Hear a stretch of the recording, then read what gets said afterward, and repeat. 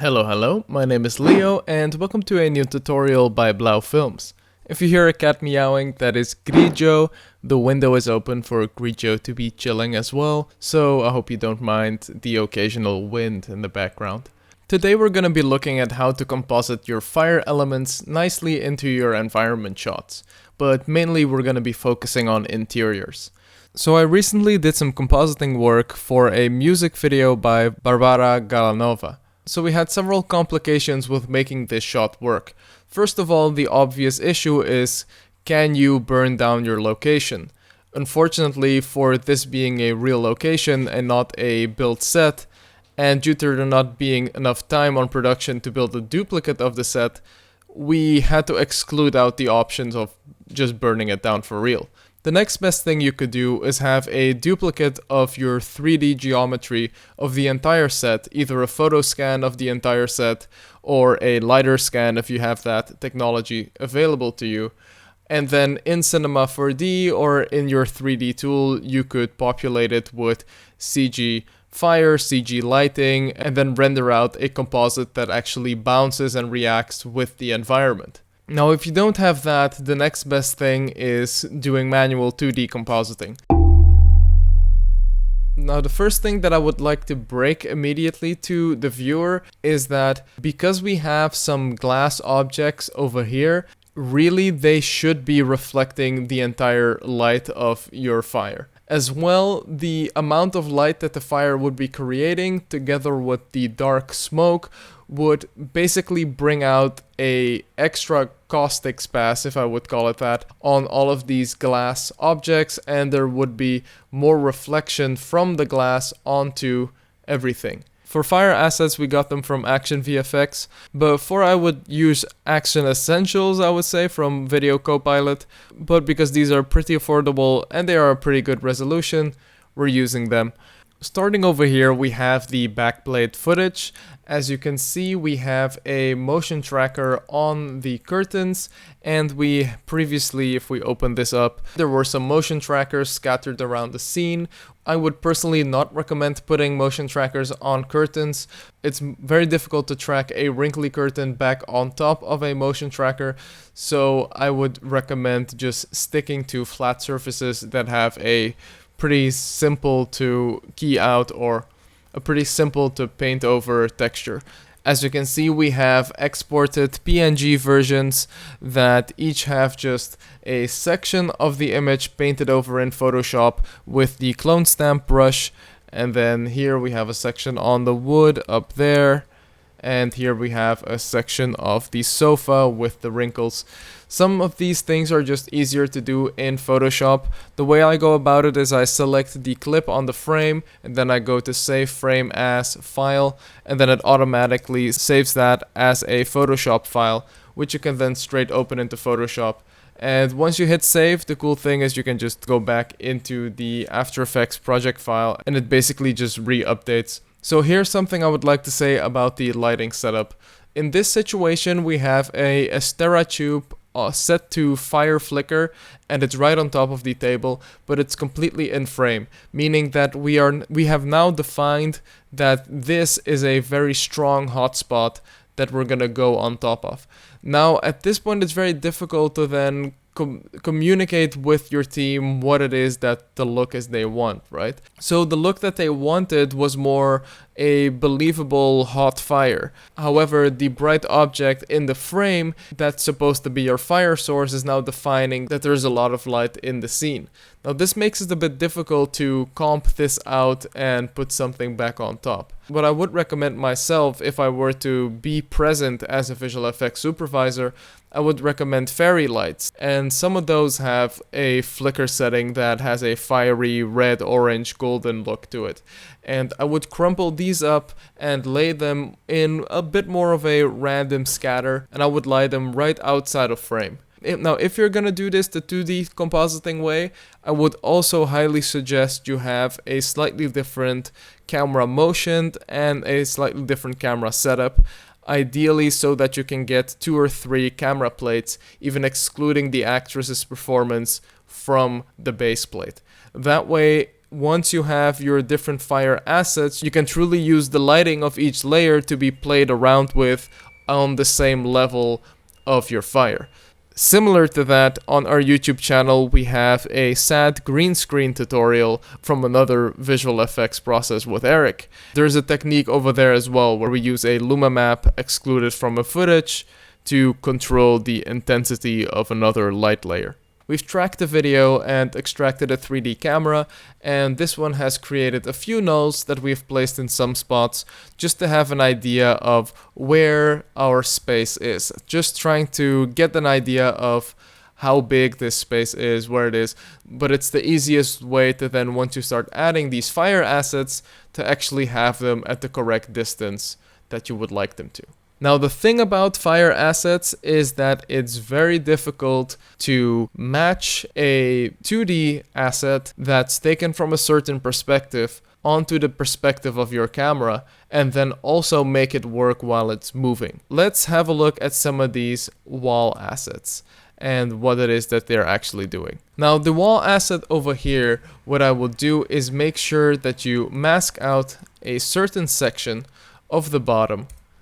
Set that to subtract, give it a slight feather, and then now this gives a little bit of an idea that the fire is rising from this piece of cloth. The duplicates have a Gaussian blur effect set to 200, and then the layer is set to add with the first one and the second one both an opacity of 24%, with the second one having a blur of 400. The reason why I'm doing this is because the footage itself was shot with a Pro Mist filter on top of the lens, so it's giving a bit of this bloomy effect to everything that we need to replicate with the fire. Now, one of the things that I could do now is basically increase the hotness of this fire to try to match as close as possible to this whiteness. Now, the way that I would like to do this is with an exposure effect.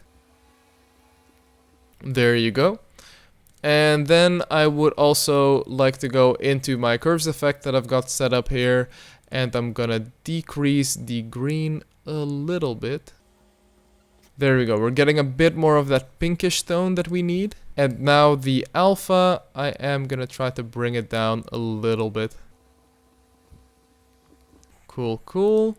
So it technically works. The one thing that's really giving it away is the fact that this strong hot rod of the Astera tube is still such a prevalent part of the image. We're gonna have to distort this part of the image later to make sure that we kind of forget that the Astera tube is there. Here we have a next layer. This one, as you can see, might be something that could solve our hot rod problem.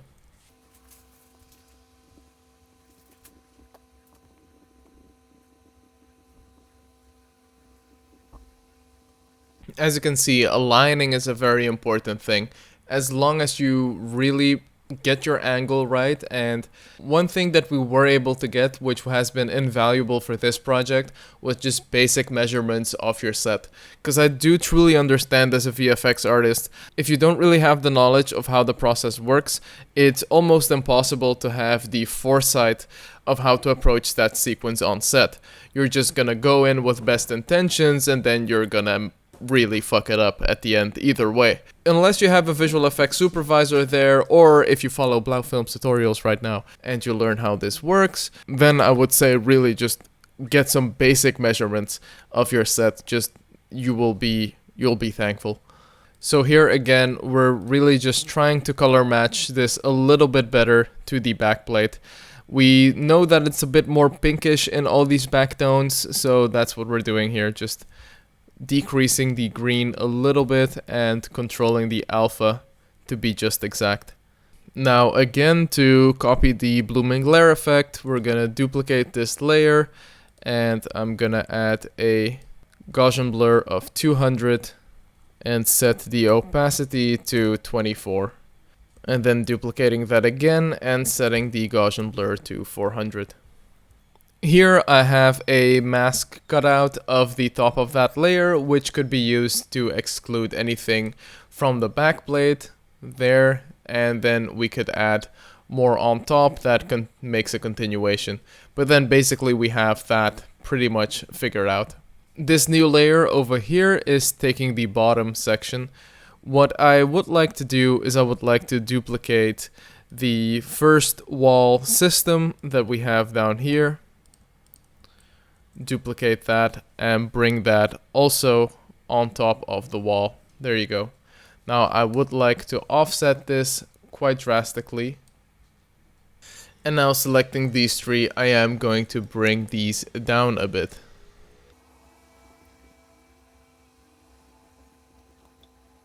We have now a few more flame assets that go on top. And as you can see, we're really just blowing out everything down there. These two layers are together.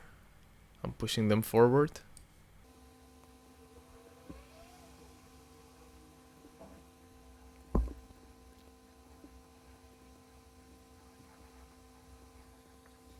Alright, there you go, just like a little spark fire going up from the bottom. Now let's turn some of these off and see what are the next fires we're working with. These first two are all kind of duplicates of the same ground fire, which in hindsight I am going to slightly reposition towards this section, kind of creating more of a vignette of fire. Let's see what that looks like with these there. Seems to be making sense, even though later in the shot we do miss some of there. I am going to duplicate these, move them a bit in time. Fire is such an interesting thing to play with. It's beautiful to work with. It's also really a pain to work with. Especially, as I said, the perspective matching is the hardest thing. Afterwards, it's about matching the blur and the focal distance. But then finally we're gonna try to match the light on the entire environment, supposedly coming from these fire sources.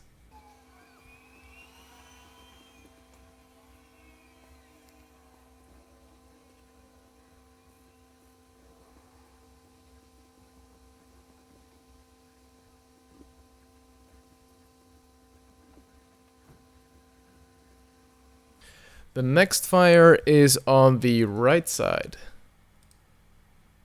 To be fair, the right side is a bit on the easier side, as we don't have a hot rod showing up and defining our light source. So we can basically just paint out the silhouette that we would like to have with the fire.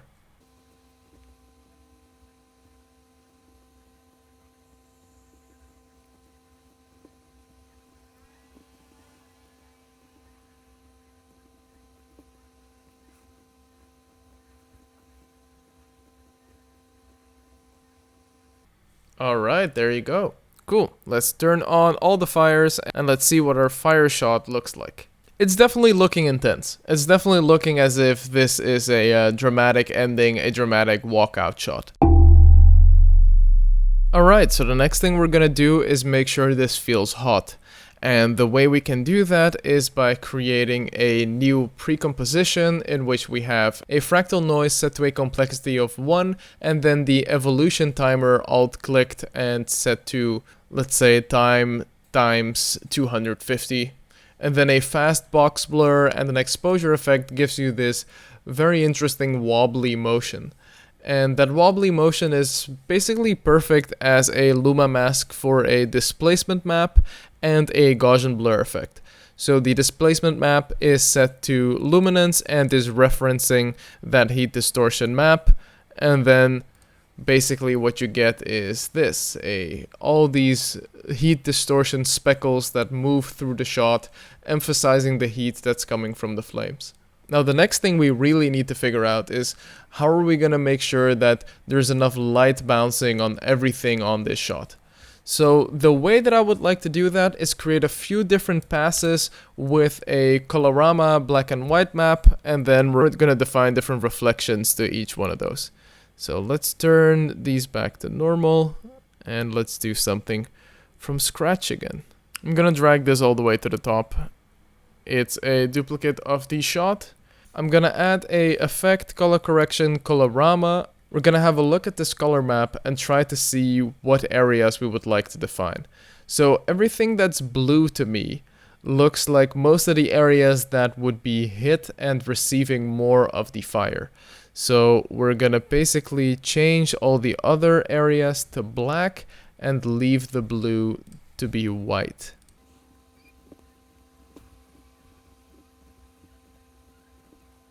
Now let's duplicate this layer, and by changing the cycle we can create different Luma masks of different areas we would like to start lighting. Yeah, there you go. Cool, we're gonna use those too. Now the first thing that I would like to do is I'm gonna take all of the fire sidewalk assets, including the 3D tracker, camera, and the track nulls, and I'm gonna duplicate all of them, pre-compose by Command-Shift-C, move all attributes into a new layer. Now I'm gonna drag this layer all the way up to the hierarchy, and here you go, we have just our fire shots. Now we're gonna need this asset for a few things, so that's why I would recommend you first lock your fire composition and the way you want the fire to be composed in your shot. You make this expert and you can kind of move on to the next step. Cool, we're inside of Cinema 4D. We're gonna add some reflections to the two frontal glass planes, and then that should be it. After that, just some final smoke and compositing After Effects. So the first thing I would like you to do is hit Command D to pull up the project settings over here, and then make sure your FPS is set to the same as the footage you're using. Up here in Tracker, you can drop down on Motion Tracker and select your footage. I actually like to use a image sequence, which I'm just going to be importing straight from the front, and your frame start and frame stop should be correct if you have your FPS set to the correct setting. I am gonna do a little bit of resampling, just like a 10% upres, so we have a bit more data to work with. Now I'm gonna create auto tracks over here. It should exclude this lady, but if you want to, you can actually just go in with the lasso tool and get rid of these moving points. As you know, they're not needed in the track anyways. Finally, I'm gonna hit auto track and just give it a moment. Alright, we have our 2D track finished. As you can see, it's pretty solid. We basically have the general motion. As the camera is not really moving and it's pretty much just handheld tilting and panning, we should be fine. Now I'm gonna do a 3D reconstruction. We don't know the focal length, but we do know it's not zooming in, so unknown but constant is fine. And the sensor size of 35mm, I'm assuming that's also the case here. After running the 3D solver, you have a solved camera right in here, and as you can see, we have a bit of a strange world position going on there, but that's fine. We actually don't need the work plane, so I'm turning that off. As you can see, what's nice is that if you were to select one of these objects, one of these nulls, so let's say this one, and I were to hit Alt and then click on any object, it will create the object inside of that position. Now this is a bit large, but if I were to scale down this object and then give it a bit of a rotation, let's say this is where it's standing, and there you go, it's sticking on pretty nicely. So what I would like to do now is I'm quickly gonna save this just to be sure it doesn't crash, and then I'm gonna be creating some of these assets over there. The easiest way I know of to create a vase is by using a spline and a lathe NURBS. So the first thing I would like to do is just go into the spline and kind of roughly draw the surrounding area of the vase we're trying to replicate. So I'm gonna start somewhere here. I'm not actually paying attention to scale, just to proportion. We're gonna go down. Make a little slight curve. There you go. And then we should be able to just go straight down.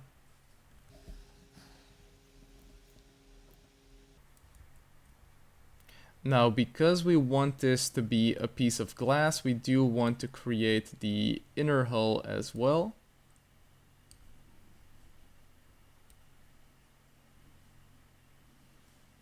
Let's try to refine this a bit. So the first thing I'm noticing is that it's definitely too short, but we can just come in here into point mode, grab some of these bottom points, and then drag the whole system down. until we get to a point where we feel like we match the scale. I'm gonna select the null over there and then basically copy the position onto the lath NURBS. I feel like this is one of the simplest ways to get your object in position correctly, and now we can start moving it a bit and scaling it down until we match as accurately as possible what we need.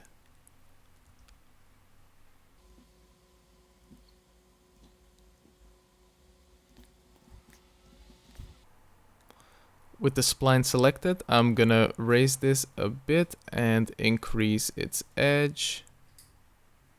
I'm gonna select the inside edge, make it a little bit thicker. And finally, I would like to increase the rounding of these two over here. We can do that with the spline pen and then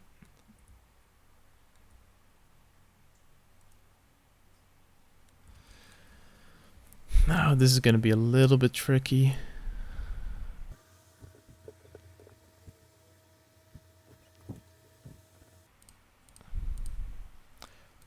Well, that's pretty okay.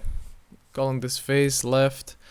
Now for the material, it's actually going to be very simple. We're going to be turning off the diffuse, adding a reflection, Fresnel of 1.6, glossiness can be 1, it's fine. And then I'm going to add a refraction with caustics. And because this is glass, let's make it 151. Now I'm going to duplicate the vase. I'm going to call it vase right. And I'm just going to be moving it to this tracking point position over here. Now we can move it down a little bit. And again, let's play around a bit with the spline.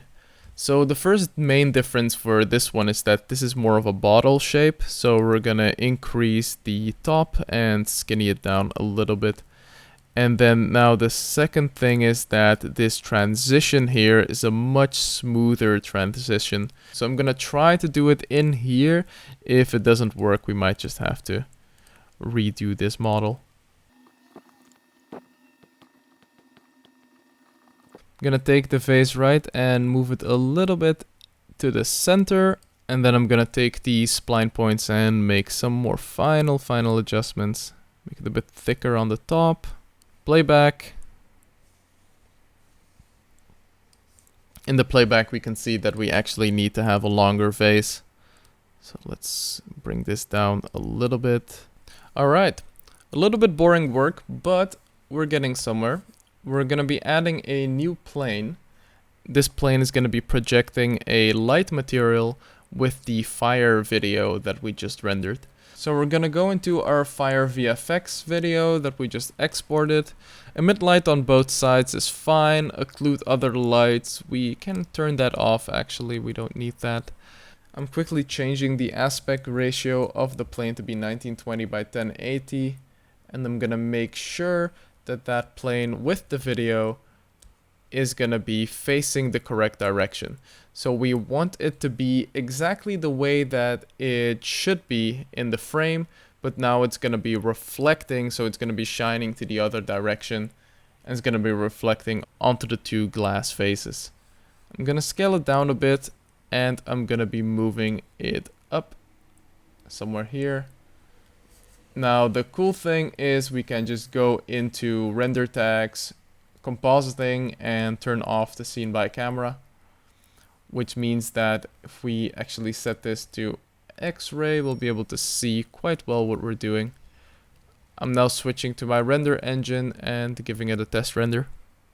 And stupid me has not turned on emit light on both sides. There you go, that's what we wanted. Now we know that the fire should be at about this distance, as that's where the motion tracker for the table is giving us its point. So we're just going to be making sure that the fire seems to be angled from the right direction.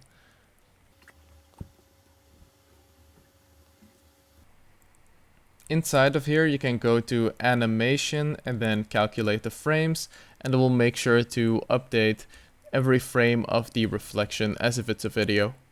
Play around a little bit with the camera settings. I don't know what they were using. The only thing I know is that the shutter speed is probably 1/50 and that the ISO is probably a bit higher than 200. Finally, the f-stop. If we look at the footage itself, there's nothing like too specifically that can give it away, but I am gonna assume that it's gonna be lower than f16. So let's go for an f8. We do want to make sure that the brightness on the reflection of the glass feels believable with what it should be. The one thing I'm feeling is that the plane is still a bit small. So I'm going to be increasing its size. It's going to give more blackness to the overall reflection, but it should also give a bit more interestingly defined reflection onto the glass. I'm not going to be using any of the bloom and glare settings, as the compositing will only make it a bit harder afterwards. I do want to add a sharpening effect, and that should be about it. Even the depth of field, I feel like we can just do that afterwards. I'm gonna go back into the save settings, switch the format to OpenEXR. We do need an alpha channel. I am gonna make sure we turn on the multipass. Inside of basic, I want to turn on the reflect pass. We will apply denoising. Then I'm gonna go into the shading tab and I want to add the caustics down here. There you go. Apply denoising, reflection pass, emission, translucency. That's all we need. So in here, I want to make sure that's an OpenEXR as well. Great. The output, we got to match that again to the original footage. So if you go back here, it's 5760 in the width, 5760. We have the aspect ratio locked, so we should be fine. And then our render frame rate should be 25 frames as well.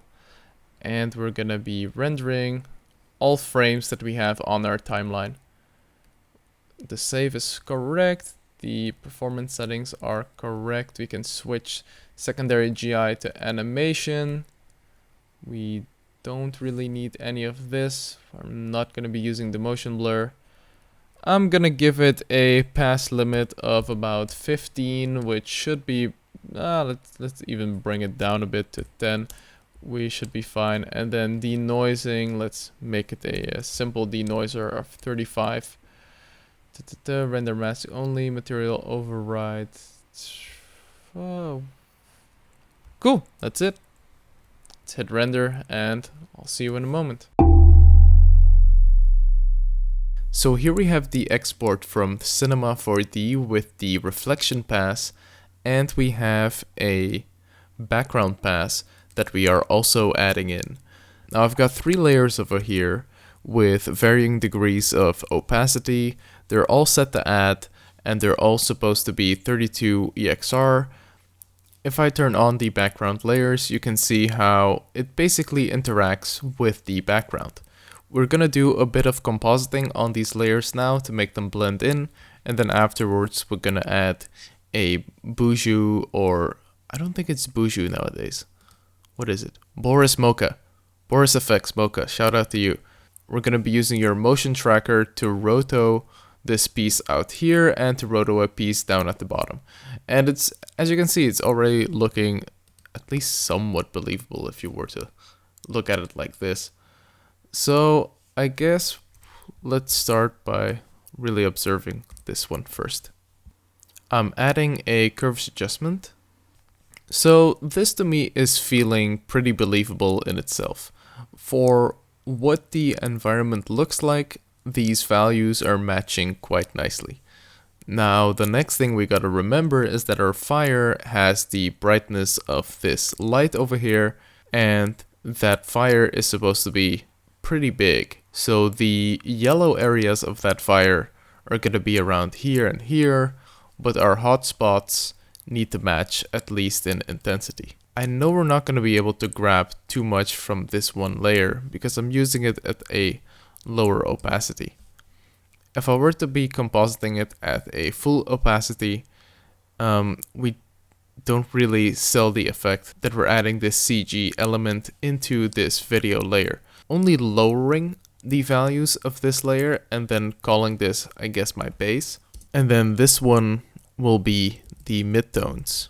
And as you can see, it's basically just a copy, nothing too special going on here. And what I would like to do is crunch this one down a little bit. Nice, now I can add a bit more of the hotspot in. That's feeling good. And now finally we have one more copy.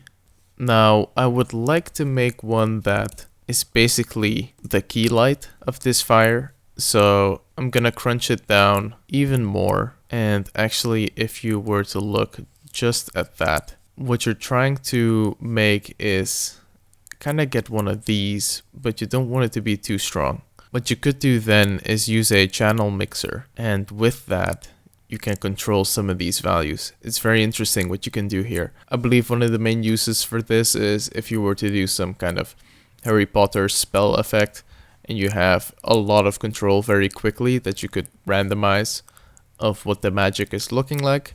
But in this case, we're just creating one more extra color, which adds a little bit more depth to that asset, which we can then bring down in opacity to just fill in a bit of that dead space. There you go. And now as you can see, we didn't really add too much on this side, but we did add a little bit on this side. It's really just trying to control as much detail as you still have. Still making it look good, I guess. You know, it's a tricky fine line to walk when you're compositing. I'm gonna select these three, duplicate them, move them up a bit, pre-compose them, and now I am going to add a few blur effects. I'm gonna start with a fast box blur, and I'm blurring it out about 20. Depending on your shot, obviously these values will be different. Just remember to keep some kind of ratio in your head of what it is you're doing. Then this one is going to be set to add. The only reason why I'm doing this is because the footage itself was shot with a Pro Mist filter, as I mentioned before, which you can very clearly see right next to the Astera tube. The amount of bloom and glare that's already naturally present in the shot is very obvious, so if you wouldn't have it, it would really stick out like a sore thumb. So let's lower the opacity. 20 seems to be alright, but we need definitely more bloom. I'm gonna duplicate this layer and I'm gonna increase the blur radius to be about 40. As you can see, we're giving it a interesting fall off. We can make it one more duplicate and increase that to 80. As you can see, each of these layers does add to the original and it diffuses them all very evenly. Alright, we're moving on. I'm selecting the bottom pre-comp with the footage and I'm adding track in Boris Mocha. Upon opening Mocha, the main things you need to know are up here is your pen tool. You can click and drag shapes, which is very easy. X is moving your whole viewport and Z is zooming in and out while moving your mouse up and down. I'm gonna make a more refined track of only the frontal surface of our shot, following these lines over here and then finally going down here. We're gonna keep this area that we know works in frame and we're following it this way. Now we can check our surface by dragging these points here, here,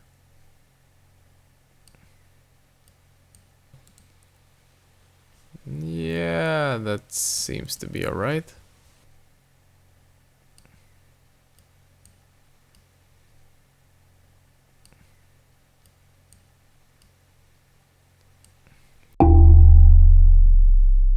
And alright, we have basically composited the glass reflections quite nicely onto these glass faces. Now the next thing I would like to do is use our Luma defined masks that we did earlier to add some more reflection to the other parts of the shot. So let's go all the way up and turn on one of our Lumas to see what it is we're working with. I'm gonna be dragging in the fire map as a image sequence that we did before, just so we don't have to be recalculating all the stuff inside of the pre-comps. Alright, we have Luma matted the fire, which means that our layer that still has a black background is only showing up on the areas where the Luma Mask is white. Now, I would like to do a few more effects to that layer before Luma masking. First, I would like to add a bit of a fast box blur. Something like this is fine. And just to kind of get rid of the main shape of the fire. And then if we pre-compose that and move all attributes into a new composition, we can set that to Luma and then set that to add. I'm going to increase the Gaussian blur a bit so we lose a bit more of the definition. Duplicate this layer, increase the Gaussian blur even more, and then set that to add and fade it down somewhere there. There you go, that seems to be about right.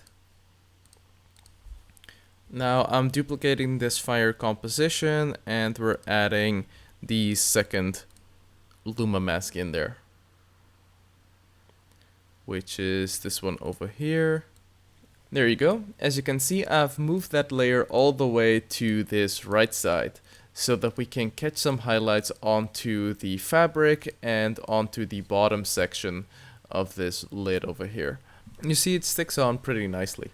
The one thing to look out for is that this hotspot on the window in the back is pretty bright.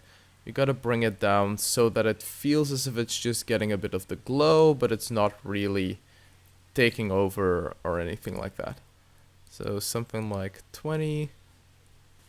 Let's add back in some of our fire assets.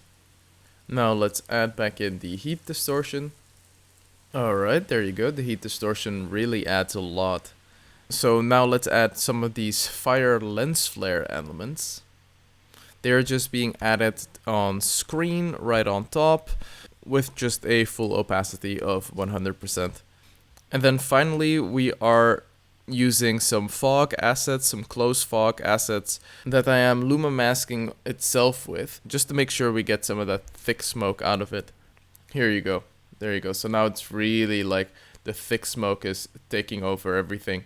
My ideal way to add embers is to keep them in the same plane of distance as the fire. So I'm just gonna look for a fire like this horizontal side one here.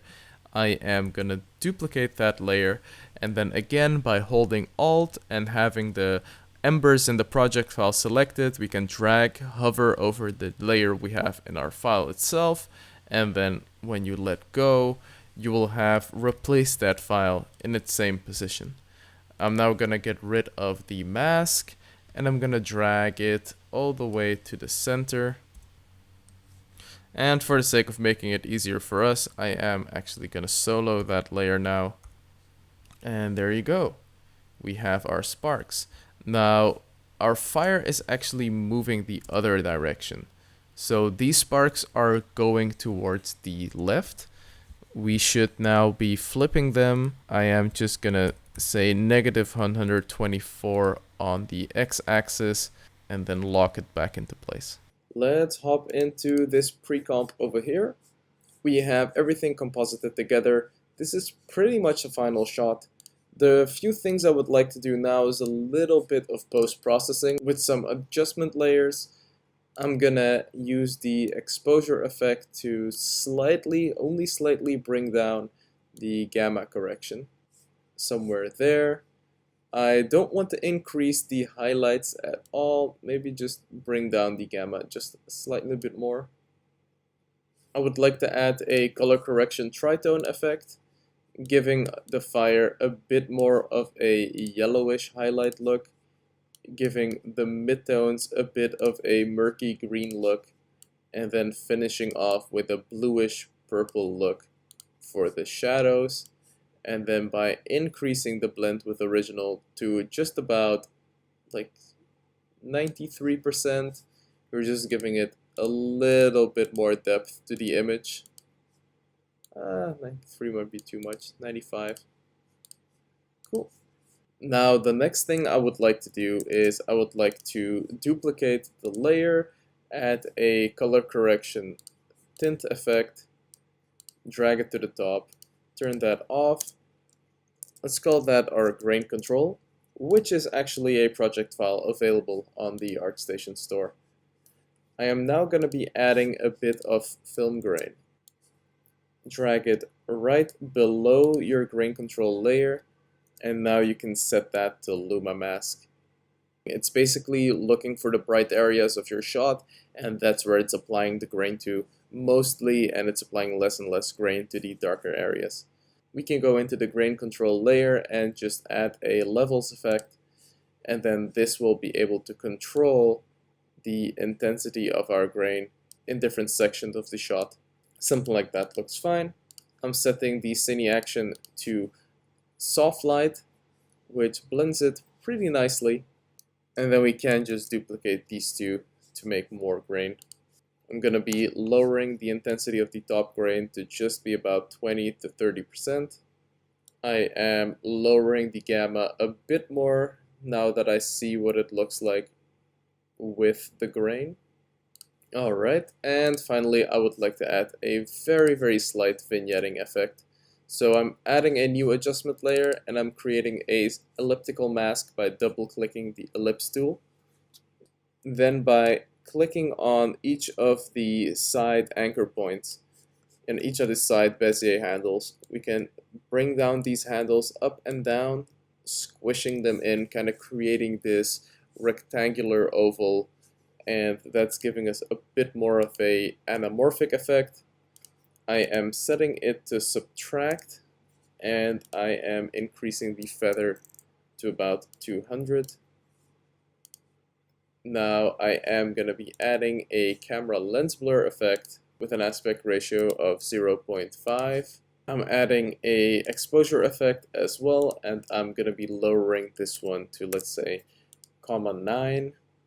There you go. That's about right. Just a little bit of a vignetting, just creating a bit more of a dark spot on the top, feeling that the bottom is a bit more of a bright spot. And that's about it. That's basically how you would go about compositing your interior burning house shots.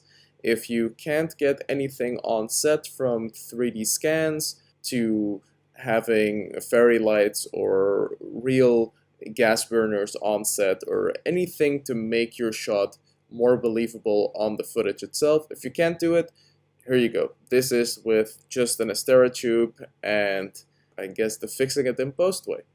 I hope you enjoyed this tutorial. I hope this was useful. I would like to say thank you very much for all of you sticking to the Blauw Films community. We are growing fast, or we're going as fast as I have ever seen on one of my personal YouTube projects. So it's been great. There are a lot of longer form tutorials coming soon. There are some interviews and podcast style videos coming soon as well. And our personal short films are getting closer and closer to done, so we are actually finally able to show you soon what it is that we do ourselves. Anyways, hit the subscribe button if you enjoy the channel, hit the like button if you enjoyed the video, be sure to leave a comment if you'd like to have a chat. If you're looking for some tools to help you out in your CG process, then be sure to head over to the ArtStation store. We got a bunch of project files for the planets, we got some stickers and decals packs, organic star fields, cloud assets, bricks graffiti scrapbook, construct city buildings pack. There's a lot for you there and a lot more coming, so be sure to check that out. Cool, hope you have a great day and good night. Bye bye.